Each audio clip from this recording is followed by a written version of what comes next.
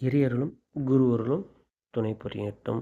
ஈன்றெடுத்த அன்னை தந்தையை வணங்கி புலன்மயக்கத்தில் இருந்த என்னை அறிவு மூலம் சிந்திக்க வைத்த குருமகானை வணங்கி நாளொரு சிந்தனையாக வேதாத்ரி மகரிஷி ஐயாவோடது பார்த்து வருகின்றோம். அந்த வகையில் இன்றைய சிந்தனை தற்சோதனை. இதனுடைய முக்கிய கருத்து, தனக்கு எண்ணத்தில் எழக்கூடிய அத்தனை எண்ணங்களையும் சிந்தித்து இது ஏன் எழுகின்றது, செயல்படுகின்றது என்பதை சிந்தித்து முடிவெடுப்பதே இதனுடைய நோக்கம். கவிக்குள் செல்வோம்.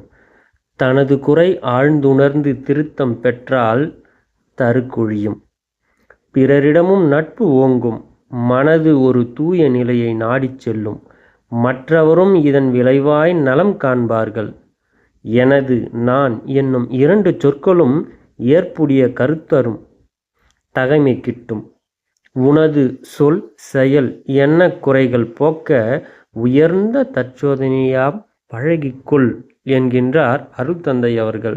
என்னிடம் என்ன குறைகள் உள்ளது என்று நாம் சிந்தித்து பார்த்தோமேயானால் ஒன்றும் புரியாது தெரியாது என்று யோசனையில் சிந்திக்காமல் இருந்துவிட்டோம்.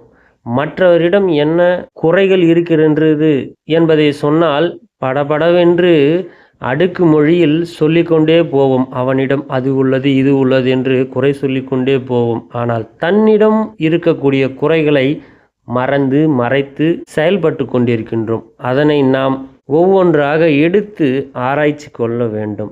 இதன் மூலமாக தனது எனது என்று சொல்லக்கூடிய இரண்டு சொற்களையும் ஏற்படுத்தி கருத்தில் கொண்டு நாம் சிந்தித்து செயல்பட வேண்டும்.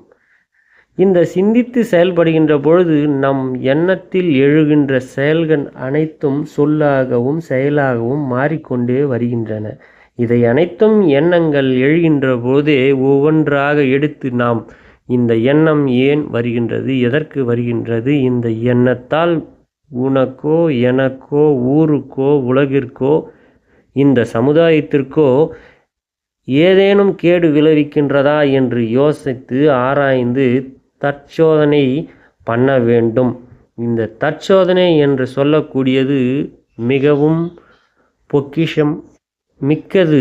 இதை நாம் பழகி கொள்வோமேயானால் வாழ்வில் எப்பொழுதும் வெற்றிதான் கிட்டும். இதற்கு ஒரு பெரியவர்கள் சொல்வார்கள், தன்னை பற்றி அறிய தனக்கொரு கேடில்லை, தன்னை அறிந்தவனுக்கு எந்த ஒரு கேடும் இல்லை என்று சொல்வார்கள். அந்த நிலையில் அனைவரும் இந்த அற்புதமான தற்சோதனை பயிற்சியை மிகவும் நுண்ணியமாக கற்றுக்கொள்ள அறிவித்திருக்கோயிலுக்கு செல்ல வேண்டும் என்று சொல்லி அன்போடு அழைக்கின்றோம். வாரீர்.